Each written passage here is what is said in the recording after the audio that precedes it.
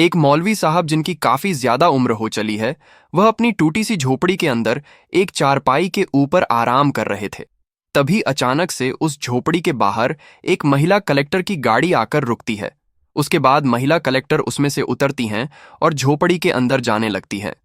अब जैसे ही मौलवी साहब किसी को झोपड़े के अंदर आते हुए देखते हैं तो एकदम से अपनी चारपाई पर बैठ जाते हैं।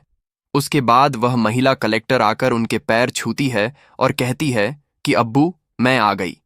अब इस बात को सुनकर जो मौलवी साहब है वो थोड़ा सा असमंजस में पड़ जाते हैं और उससे पूछने लगते हैं कि बेटी, तुम कौन हो और मुझे अब्बू कैसे कह रही हो। तो जो महिला कलेक्टर थी वो उनसे कहने लगती है कि अब्बू, आप मुझे भूल गए। मैं शिवानी शर्मा हूं और मैं कलेक्टर बन चुकी हूं। अब इस नाम को जैसे ही मौलवी साहब सुनते हैं तो एकदम से उनकी आंखों में आंसू आ जाते हैं और वह फूट फूट कर रोते हुए उस लड़की को अपने गले से लगा लेते हैं। कौन थी वह महिला कैरेक्टर और क्या कनेक्शन था उनका? मौलवी साहब से पूरी कहानी की सच्चाई जानने के लिए वीडियो को अंत तक जरूर देखें। बिहार के एक छोटे से गांव में दो पति पत्नी रहा करते हैं। पति का नाम ईश्वर चंद शर्मा है और उसकी पत्नी का नाम है सावित्री। सावित्री जो है वो अभी प्रेग्नेंट है और कुछ दिनों बाद उसकी डिलीवरी होने वाली है। तो इस बात को सोच सोच कर दोनों पति पत्नी बड़े ही खुश हुआ करते हैं, क्योंकि अब उनके परिवार में एक सदस्य बढ़ने वाला था और उसके लिए वो ढेरों सपने सजाए रखते हैं। धीरे धीरे समय बीतता है और समय आ गया था डिलीवरी का। अब डिलीवरी का जैसे ही समय आया था तो ईश्वर चंद शर्मा अपनी पत्नी को लेकर सीधा हॉस्पिटल जाते हैं और वहां पर डिलीवरी करवाने लगते हैं। लेकिन जैसे डिलीवरी होती है तो डॉक्टर साहब बताते हैं कि आपकी पत्नी की जान हम नहीं बचा पाए, यानी कि जो ईश्वर चंद की पत्नी सावित्री थी उसकी मौत हो चुकी थी डिलीवरी के दौरान। अब इस बात को सुनकर ईश्वर चंद बड़े परेशान होते हैं, लेकिन वो करते भी तो क्या करते। इसके बाद वो पूछते हैं कि बेटा हुआ है या बेटी हुई है। तो डॉक्टर साहब उसे बताते हैं कि बेटी हुई है। तो इसके बाद जो ईश्वर चंद शर्मा थे अपनी बेटी को पालने पोसने का फैसला करते हैं। ईश्वर चंद माँ और पिता दोनों का प्यार अपनी बेटी को दे रहे थे और धीरे धीरे उसको बड़ा कर रहे थे। उस लड़की का नाम रखा था शिवानी।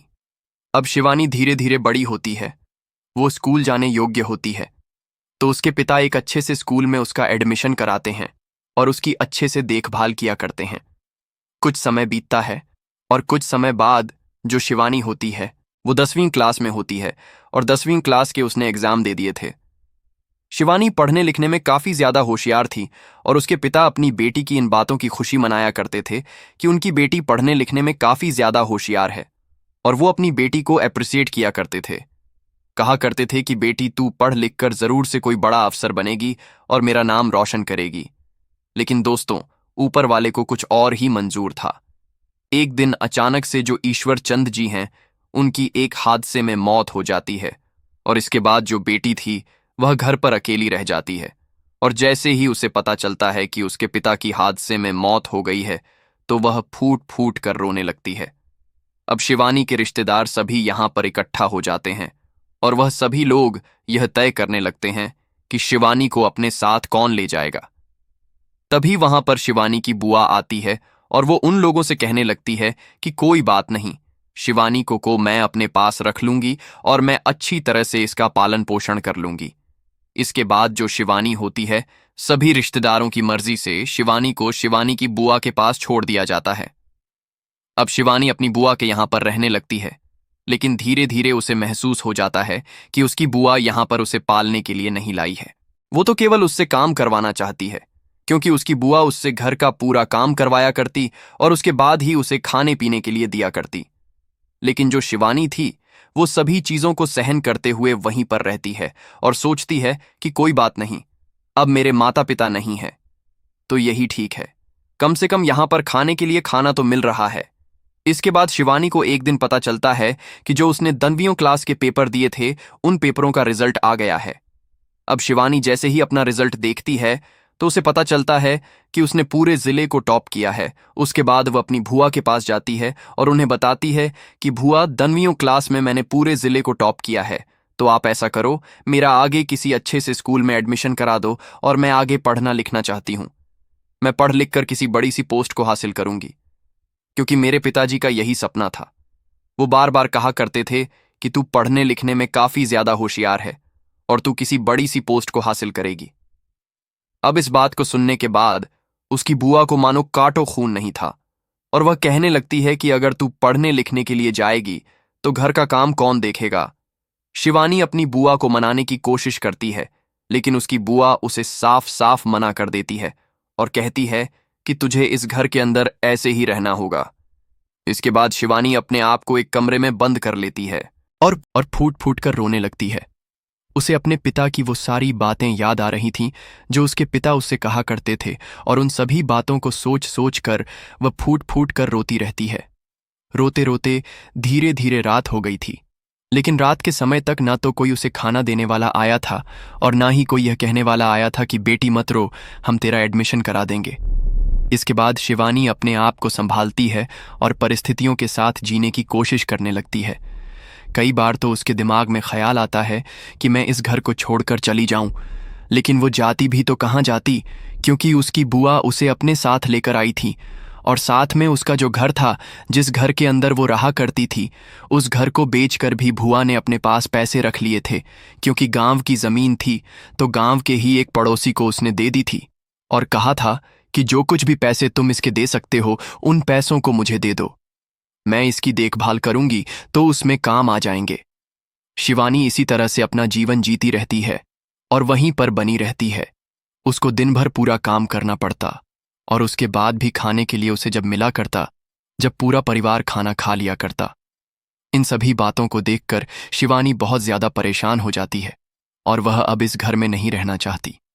उसको यहां पर रहते हुए 1 साल हो गया था और इस 1 साल के दौरान बार बार उसे अपने पिता की वही बातें याद आया करती, जब उसके पिता उससे कहा करते थे कि बेटी तू पढ़ने लिखने में काफी ज्यादा होशियार है और तू एक बड़ा अफसर बनेगी। उसके दिमाग में अफसर बनने का भूत सवार था और इसी वजह से जो शिवानी होती है उस घर से भागने का फैसला कर लेती है। एक दिन उसकी बुआ और उसके घर वाले वहां से किसी शादी में गए थे और शिवानी को अकेला घर पर छोड़कर गए थे। अब शिवानी घर के अंदर अकेली है और वह सोच रही है कि आज का मौका जो है, ऐसा मौका दोबारा मुझे नहीं मिलेगा।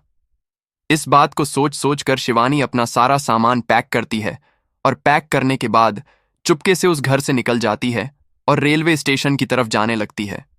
पैदल चलते हुए रेलवे स्टेशन पर पहुंच जाती है और वहां जाकर एक ट्रेन में बैठ जाती है। अब ट्रेन में बैठ गई थी, लेकिन उसे यह नहीं पता था कि उसे कहां जाना है। उसे तो केवल इस जगह से निकलना था, क्योंकि यहां पर उसके साथ बहुत ज्यादा अत्याचार हो रहा था। वह सोच रही थी कि कहीं भी चली जाऊंगी और वहां पर अपना गुजर बसर कर लूंगी। रात का समय था। रात के समय उस ट्रेन में इक्का दुक्का सवारी थी और उन्हीं सवारियों में से एक लड़का शिवानी की तरफ घूर घूर कर देख रहा था। अब शिवानी को यह सब कुछ बुरा तो लगता है, लेकिन वो करें तो क्या करें, क्योंकि फिलहाल वो ट्रेन के अंदर बैठी हुई है।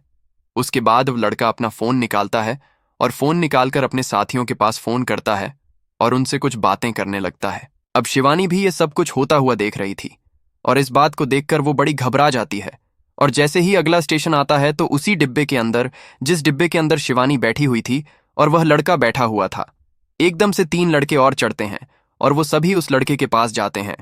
वो लड़का शिवानी की तरफ इशारा करता है और वह सभी लोग शिवानी की तरफ देखने लगते हैं। अब शिवानी जैसे ही इन सभी चीजों को देखती है तो वह खतरे को भांप जाती है और एकदम से उसी स्टेशन पर उतर जाती है। उतरने के बाद वह लड़के भी उसके पीछे पीछे उतर गए थे और वह शिवानी का पीछा करने लगते हैं। शिवानी अपने सामान को लेकर भागने लगती है और वह लड़के भी उसका पीछा करने लगते हैं। शिवानी कभी इधर छुपती है, कभी उधर छुपती है, और वैसे ही छुपते छुपाते एक मस्जिद के सामने पहुंच गई थी। अभी तक सवेरा होने वाला था। सुबह के 4 बज चुके थे, लेकिन तभी वहां पर मौलवी साहब नमाज पढ़ने के लिए उस मस्जिद के अंदर जाते हैं। अब जैसे ही शिवानी मौलवी साहब को उस मस्जिद के अंदर जाते हुए देखती है तो एकदम से उससे बाबा कहकर मदद मांगने लगती है। अब इस आवाज को वो लड़के भी सुन लेते हैं, लेकिन इतनी ही देर में जो मौलवी साहब होते हैं वो शिवानी को मस्जिद के अंदर बुला लेते हैं। मस्जिद के अंदर बुलाने के बाद वो शिवानी से पूछने लगते हैं कि बेटी तू कौन है, कहाँ से आई है और यहाँ पर इतनी सुबह सुबह क्या कर रही है। शिवानी रोते हुए उनको बताती है कि मैं कहीं जा रही थी और रास्ते से 4 लड़के मेरे पीछे लग गए। मौलवी साहब को बताती है कि वो लड़के बाहर खड़े हुए हैं। तो उसके बाद मौलवी साहब मस्जिद से बाहर निकलते हैं और बाहर निकलने के बाद उन लड़कों को धमका देते हैं और भगा देते हैं। वहां से वो लड़के भी सोचते हैं कि लड़की मस्जिद के अंदर जा चुकी है और हो सकता है कि मस्जिद के अंदर और भी व्यक्ति हो, तो इसी वजह से वो भी डरते हुए वहां से चले जाते हैं। और मौलवी साहब उसके बाद शिवानी को बिठाते हैं और बिठाने के बाद उससे पूछने लगते हैं कि बेटी, तू कौन है, कहाँ से आई है और तुझे कहाँ पर जाना है। उसके बाद जो शिवानी है अपनी पूरी कहानी मौलवी साहब को बताने लगती है। वह बताती है कि मैं और मेरे पिता वहां पर रहा करते थे, लेकिन अचानक से मेरे पिता की मौत हो गई और उसके बाद मैं अपनी बुआ के साथ रहने लगी। लेकिन मेरी बुआ मुझे पढ़ने लिखने नहीं दिया करती है और मैं पढ़ना लिखना चाहती हूँ। पढ़ने लिखने के लिए मैंने अपनी बुआ का घर छोड़ दिया और भागकर मैं ट्रेन में चढ़ गई, लेकिन वहां पर ये लड़के मेरे पीछे लग गए और मैं यहां पर आ गई। इस बात को कहते हुए जो शिवानी थी उसकी आंखों से आंसू निकलने लगते हैं और वह फूट फूट कर रोने लगती है। इसके बाद जो मौलवी साहब होते हैं उसको सहारा देते हैं और कहते हैं कि बेटी, जिसका कोई नहीं होता उसका ऊपर वाला होता है और तू कैसी भी चिंता मत कर। अब तुझे क्या करना है, तू ये बता। तो शिवानी कहती है कि बाबा, मुझे पढ़ लिख कर एक बड़ी सी पोस्ट को हासिल करना है। तो पूछते हैं कि तू कहाँ जाना चाहती है। तो शिवानी कहती है कि बाबा, अभी तो कोई मंजिल तय नहीं है, लेकिन मुझे पढ़ाई करनी है, ये तय है। उसके बाद जो मौलवी साहब होते हैं वो कहते हैं कि बेटी, अब तू जवान हो रही है और तेरे साथ जो ये अभी अभी हुआ है ऐसा बार बार हो सकता है, तो तुझे किसी घर की जरूरत है। तो तू ऐसा कर, इतने दिन मेरे साथ रह ले जब तक तेरी पढ़ाई हो, और आगे की पढ़ाई करने के लिए तू बड़े शहर चली जाना और वहीं से अपनी पढ़ाई को कर लेना। इसके बाद जो शिवानी होती है मौलवी साहब के साथ उसके घर में रहने लगती है। मौलवी साहब की उम्र 55 साल थी और वह शिवानी का ख्याल अच्छी तरह से रखा करते हैं। उसका एक स्कूल में एडमिशन भी कराते हैं और वहां से उसकी आगे की पढ़ाई कराते हैं। मौलवी साहब के परिवार में और कोई नहीं था, केवल मौलवी साहब अकेले ही रहा करते थे। छोटा सा घर था, टूटा फूटा, और उसी के अंदर रहकर अपना गुजारा किया करते थे। धीरे धीरे करके 2 साल बीत जाते हैं और 2 साल के अंदर जो शिवानी थी उसने अपनी स्कूली एजुकेशन कंप्लीट कर ली थी। और जैसे ही शिवानी की 12वीं क्लास का रिजल्ट आता है तो सभी गांव वाले इस बात को देखकर बड़े हैरान हो जाते हैं कि इस लड़की ने 12वीं क्लास को बड़े अच्छे नंबरों से पास किया है। शिवानी को भी इस बात की बड़ी खुशी होती है और वह मौलवी साहब के साथ इस खुशी को साझा करती है और उन्हें बताती है कि अब्बू, मैंने अच्छे नंबरों से 12वीं क्लास को पास किया है। तो उसके पिता उससे पूछने लगते हैं कि बेटी, आगे क्या करने का इरादा है। तो वो कहती है कि पिताजी, आगे की पढ़ाई करने के लिए मुझे शहर जाना है। तो मौलवी साहब उसके शहर जाने का इंतजाम करते हैं, थोड़े बहुत पैसे भी उसको देते हैं और कहते हैं कि बेटी, अगर और पैसे चाहिए तो मुझे बता देना, मैं तुम्हारे पास पैसे भिजवा दूंगा। इसके बाद जो शिवानी होती है वहां से निकलकर एक बड़े शहर में पहुंच जाती है जहां से वो अपनी ग्रेजुएशन को करने वाली थी। लेकिन शिवानी मौलवी साहब के ऊपर बोझ नहीं बनना चाहती, क्योंकि मौलवी साहब जैसे तैसे करके अपना गुजारा कर रहे थे और ऊपर से उनकी उम्र भी काफी ज्यादा हो चुकी थी। तो वह नहीं चाहती थी कि मौलवी साहब के ऊपर बोझ बने, तो इसी वजह से वह इधर उधर काम ढूंढने लगती है। काम ढूंढते ढूंढते एक बुजुर्ग व्यक्ति के होटल पर वो पहुंच जाती है और वहां पर जाकर होटल के मालिक से काम के लिए पूछने लगती है।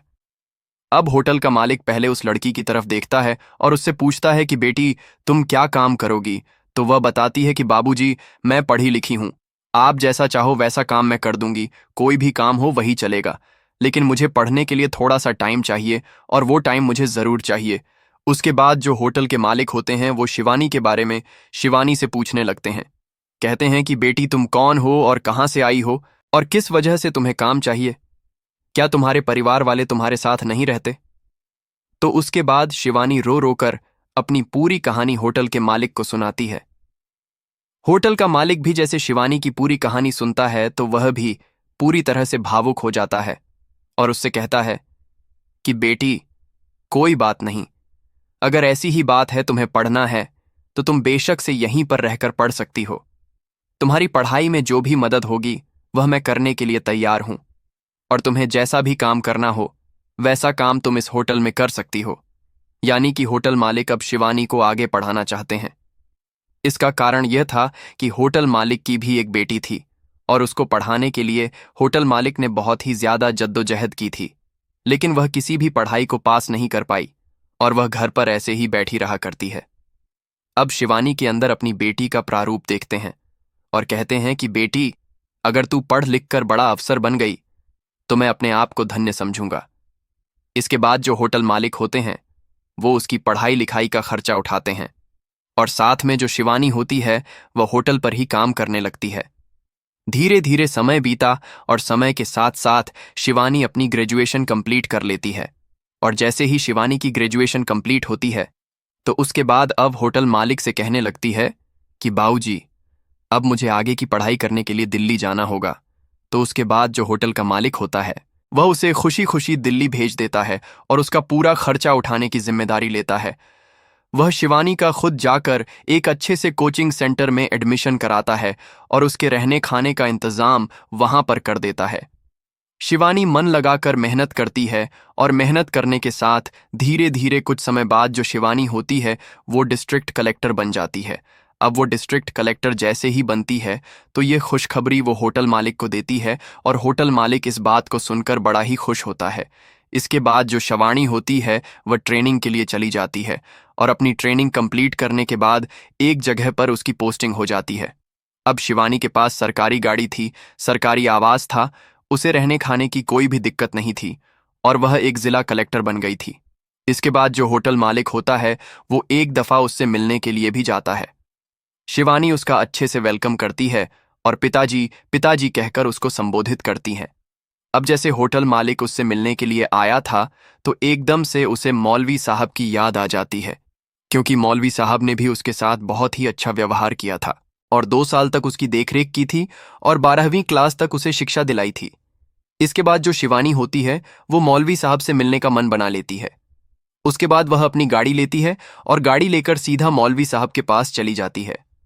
अब इन बातों को लगभग 8 साल बीत गए थे और 8 साल बाद जो शिवानी होती है वो एक कलेक्टर साहिबा के भेस में सीधा उस जगह पर पहुंचती है जहां वो कभी मौलवी साहब के साथ रहा करती थी। वहां जाने के बाद वह देखती है कि जिस घर में कभी वह रहा करती थी वो घर फिलहाल नहीं है। उस घर की जगह एक टूटी फूटी झोपड़ी बनी हुई है। उसके बाद जो शिवानी होती है उस झोपड़ी के अंदर जाने लगती है। सामने मौलवी साहब अपनी चारपाई पर बैठे हुए थे और वह शिवानी की तरफ असमंजस भरी निगाहों से देख रहे थे। उसके बाद शिवानी जाकर उनके पैर छूने लगती है तो जो मौलवी साहब हैं उससे कहने लगते हैं कि बेटी, कौन है तू और मेरे पैर क्यों छू रही है। तो उसके बाद शिवानी उनसे कहने लगती है कि अब्बू, आप मुझे भूल गए, मैं शिवानी शर्मा हूं और मैं एक जिला कलेक्टर बन गई हूं। अब जैसे ही मौलवी साहब शिवानी का नाम सुनते हैं और सुनते हैं कि वो जिला कलेक्टर बन गई है तो एकदम से फूट फूट कर रोने लगते हैं और रोते हुए शिवानी को अपने गले से लगा लेते हैं। अब जब मौलवी साहब की झोपड़ी के सामने एक बहुत बड़ी कार आकर रुकी थी तो गांव के अंदर लोगों में हड़कंप मच जाता है और सोचने लगते कि मौलवी साहब ने ऐसा क्या कर दिया जो उनकी झोपड़ी पर इतने बड़े बड़े लोग आए हैं और साथ में पुलिस भी है, क्योंकि शिवानी के साथ एक गार्ड भी था और वह गार्ड भी उस झोपड़ी के बाहर ही खड़ा हुआ था। तो सभी गांव के लोग वहां पर इकट्ठा हो गए थे। उसके बाद जैसे ही सभी लोगों को पता चलता है कि ये वही शिवानी है जो 2 साल तक इसी गांव में रही थी, तो सभी लोग शिवानी की इस कामयाबी की बेहद खुशी मनाते हैं और शिवानी को बहुत ही ज्यादा प्रोत्साहित करते हैं। उसके बाद जो शिवानी होती है वो मौलवी साहब से कहती है कि बाबा चलो, अब आपको यहाँ पे नहीं रहना है। तो पहले तो मौलवी साहब उससे मना करते हैं, कहते हैं कि बेटी मुझे यहीं पर रहने दो, लेकिन शिवानी उनसे जिद करती है, कहती है कि बाबा आपको मेरे साथ चलना होगा और मैं आपकी सेवा करना चाहती हूँ। लेकिन मौलवी साहब उससे कहते हैं कि बेटी, यहाँ पर पास ही में मस्जिद है तो मैं वहां पर जाकर नमाज पढ़ लिया करता हूँ, लेकिन तुम्हारे वहां पर मैं ये काम कैसे करूंगा। तो शिवानी उन्हें बताती है कि जहां पर मेरा आवास है उससे भी थोड़ी दूर पर ही एक मस्जिद है और वहां पर जाकर आप नमाज पढ़ लिया करना।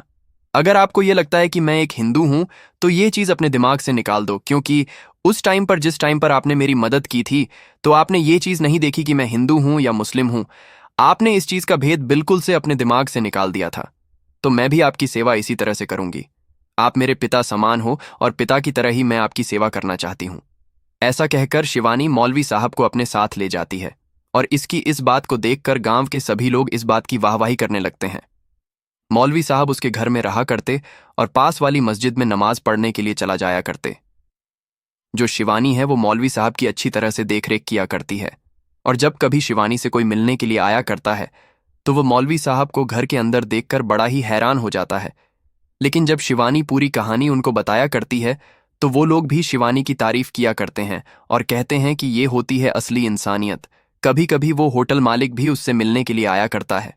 सहपरिवार और अपनी बेटी को उस शिवानी को दिखाकर बताया करता है कि ऐसी होती हैं बेटियां। शिवानी दोनों को अपने पिता की तरह सम्मान किया करती हैं। होटल मालिक अपने घर में रहा करते हैं, लेकिन मौलवी साहब उनके पास ही रहा करते हैं। और कुछ दिनों बाद शिवानी की उनके बराबर की रैंक वाले एक अधिकारी से शादी हो जाती है। शादी होने के बाद जो शिवानी होती है उस अधिकारी से साफ साफ कह देती है कि यह मेरे पिता हैं और अगर तुम्हें मेरे साथ रहना है तो तुम्हें इनकी सेवा भी करनी होगी। शिवानी का पति जैसी पूरी कहानी को सुनता है कि किस तरह से शिवानी आईएएस ऑफिसर बनी है और किस समय में मौलवी जी ने उनका साथ दिया था, तो जो शिवानी का पति होता है उसकी आंखों में भी मौलवी साहब की इज्जत और भी ज्यादा बढ़ जाती है और वह भी उनकी अच्छी तरह से देखभाल करने लगते हैं। तो दोस्तों, ये थी कहानी एक लड़की की जिसके माता पिता उसको बचपन में ही छोड़कर चले गए, लेकिन उसके बाद भी उसने अपने मुकाम को हासिल किया और कामयाब होकर इस समाज में दिखाया। आप क्या कहना चाहते हो कहानी के बारे में? आपकी जो भी राय कमेंट सेक्शन में लिख सकते हो, लोगों के साथ शेयर कर सकते हो।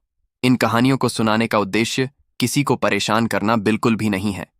ये कहानी आपको इसलिए सुनाई जाती है ताकि आप लोग इन कहानियों में से कुछ ना कुछ सीख सको और अपने जीवन में उस चीज को अप्लाई कर सको।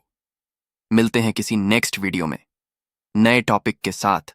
तब तक के लिए जय हिंद, जय भारत, जय हिंदुस्तान।